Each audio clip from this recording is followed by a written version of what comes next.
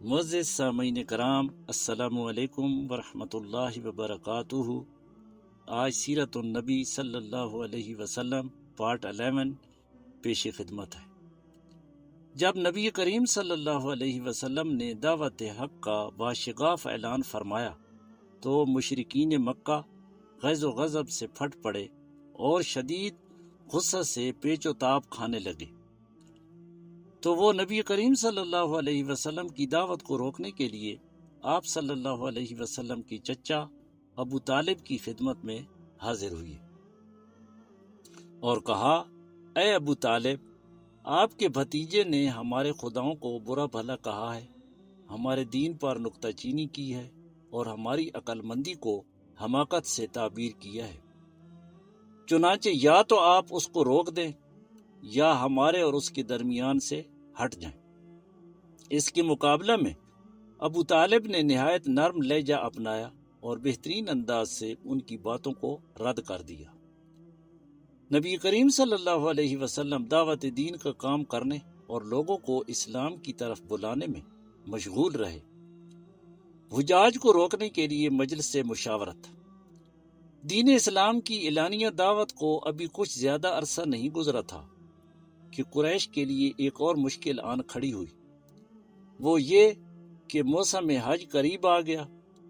قریش جانتے تھے کہ حج پر دور دراز سے وفود آئیں گے، اس لیے وہ ضروری سمجھتے تھے کہ آپ صلی اللہ علیہ وسلم کے بارے میں ایسی بات کہی جائے جس کی وجہ سے اہل عرب کے دلوں پر آپ کی بات اثر نہ کرے۔ چنانچہ اس موضوع پر گفت و شنید کے لیے ولید بن مغیرہ کے گھر جمع ہوئے۔ بعض نے کہا ہم اسے نجومی کہیں، بعض نے کہا ہم اسے مجنون کہیں۔ ولید کہنے لگا، نہ وہ نجومی ہے اور نہ مجنون و پاگل ہے، ہم نے جنون دیکھا ہے، یہ جنون نہیں ہے۔ ایک رائے یہ دی گئی کہ وہ شاعر ہے۔ ولید کہنے لگا، وہ شاعر نہیں ہے، ہم شعر و شاعری کو جانتے ہیں۔ لوگوں نے کہا تب وہ جادوگر ہے۔ ولید کہنے لگا، وہ جادوگر بھی نہیں ہے، ہم جادو اور جادوگروں کو خوب جانتے ہیں۔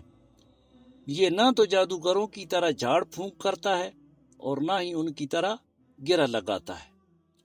تب سبھی کہنے لگے کہ آپ ہی بتائیں اسے کیا لقب دیا جائے۔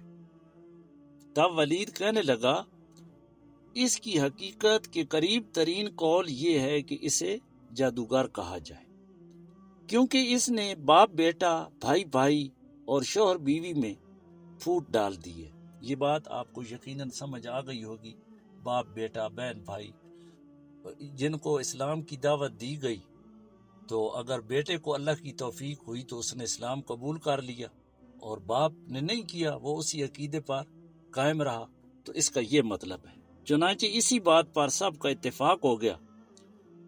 ان مشرکین مکہ کے دور میں اللہ تعالیٰ نے سورہ مدثر کی چند آیات نازل فرمائی، جن کا ترجمہ یہ ہے، اس نے غور کر کے تجویز کی، اسے ہلاکت ہو کیسی تجویز سوچی، پھر وہ غارت ہو کس طرح اندازہ کیا اس نے، پھر دیکھا، پھر تیوری چڑھائی اور منہ بنایا، پھر پیچھے ہٹ گیا اور غرور کیا اور کہنے لگا یہ تو صرف جادو ہے جو نقل کیا جاتا ہے، سوائے انسانی کلام کے کچھ بھی نہیں۔